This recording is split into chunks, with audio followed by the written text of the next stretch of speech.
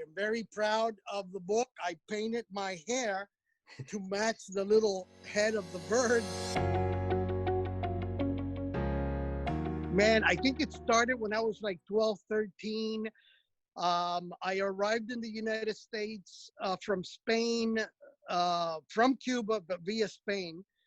And I think I started in the 7th grade, but I didn't have any real classes in English until about the 8th grade.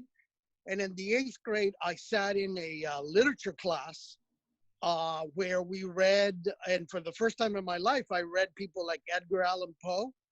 And that was my first introduction to poetry. I fell in love with Poe. I fell in love with his poetry the way that I think a lot of young people do.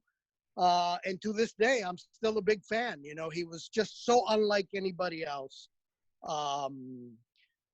You know, the poems were kind of hauntingly beautiful and kind of mesmerizing because they were kind of, you know, they were like chants and they got under your skin. And for me, it was all about how I really love the sound of this. How can I do it? So I started writing bad rhyming poetry when I was 13.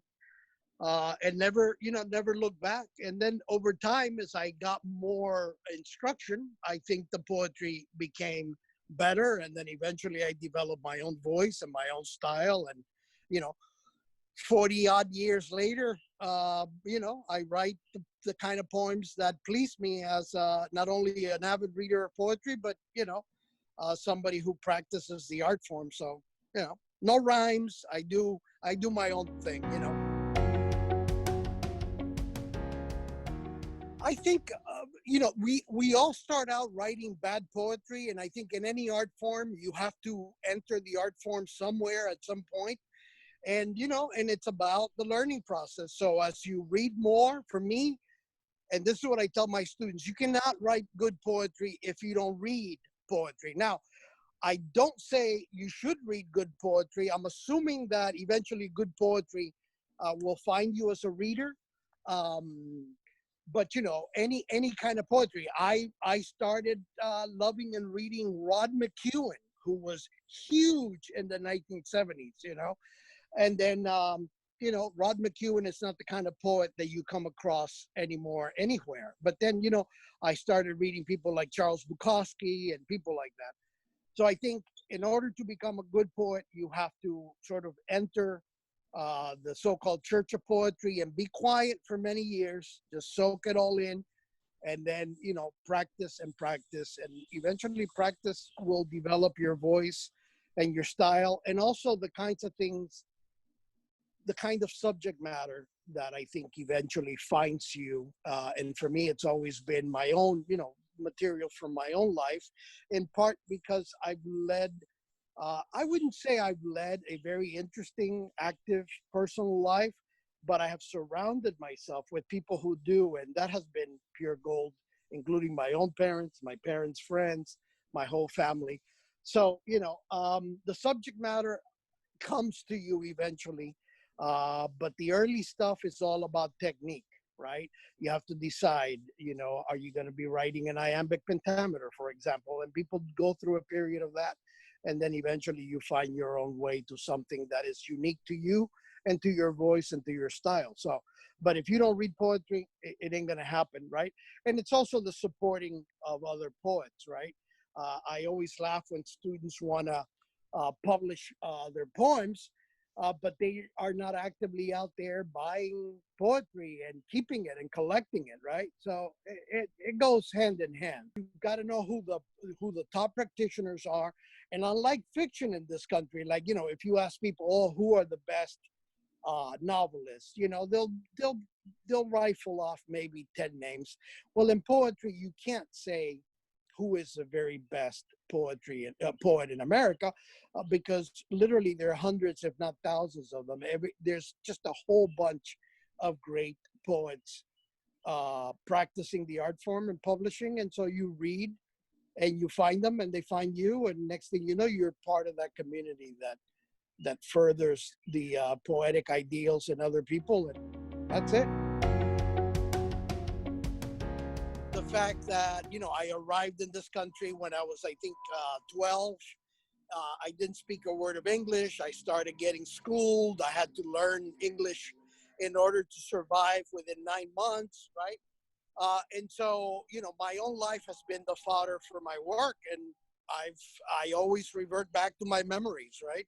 In part because that's what's important to me. That's the vitality that I find in my own voice and my own experience. I wanna write about that. The old adage, write what you know. Well, that's what I know, and it's the road I took. It wasn't up to me. My parents took me out of Cuba when I was a young guy, a kid, and they decided those things for me. Not that I would have wanted to stay or lived in Cuba, but I probably would have had a completely different life, the way that my cousins have. I still have a whole bunch of cousins in Cuba, a lot of family, a lot of them have come over. But, for me, it was I'm an only child. So the decision my parents made to remove me from my birth country and then to expose me to a whole new bag of experiences is really what ended up making me an avid observer of life and what it means to be from another country. By this point, I'm a naturalized citizen, but I still look at the United States as somebody from the outside. I have a hard time, even in this day and age, I have a hard time reconciling what is going on in the country versus the things that I've seen, right? And so my work too, I would say in the last decade or so, has become a little bit more political, just because I'm kind of, I've been woke, I've decided that although I'm not a big student of history, I think history plays and politics plays, anything actually plays into poetry. And that's what I love about it. So, um, you learn enough to know that if what we did to the Japanese during World War II, which was put them in camps and violate their civil and human rights, was wrong, clearly separating families at the border and putting children in cages is wrong, right? So these are the things I can't reconcile. I have grown up as a human being. I know what's right. I know what's wrong.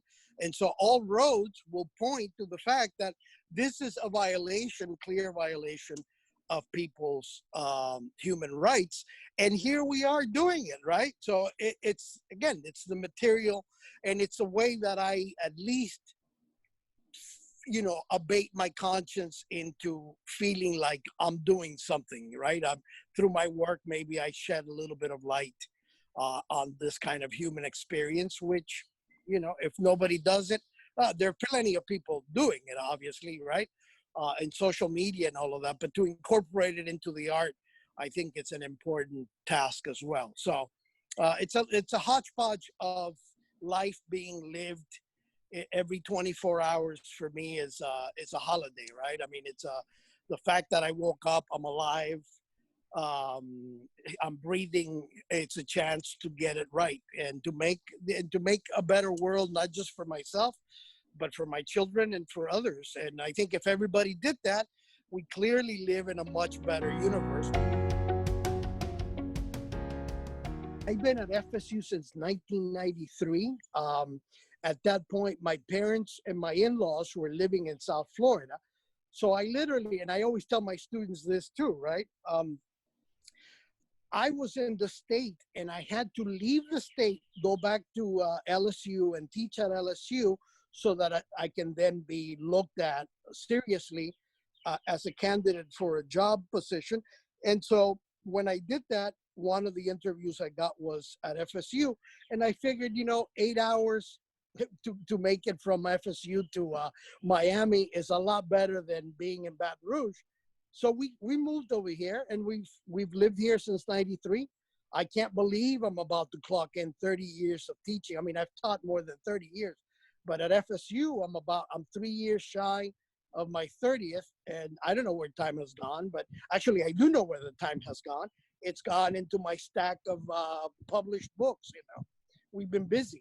But it's a good place to raise children. My wife and I have two lovely daughters who are, they've left the nest. They have their own lives. So it's Florida. As crazy as Florida is, I left California to come to Florida because I liked it, and it was the first place where we came into the United States, and I never forgot it. I mean, I grew up for in my early years. I was in Miami, and then we moved to California. But I never forgotten Florida.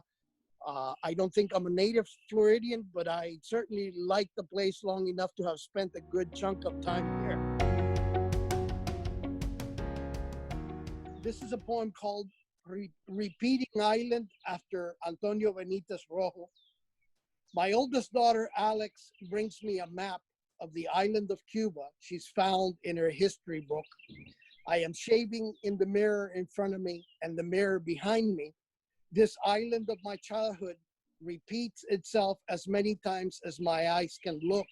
And I think of the countless times a man shaving looks at a map of his country multiply in the mirror, his daughter's annoyed expression. I say, look how it goes, sweetie.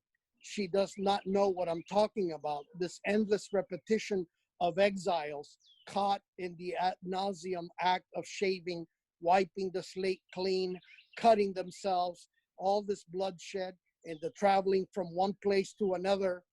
Sure, it is a simple act, this act of repetition, but clearly it shows us the way.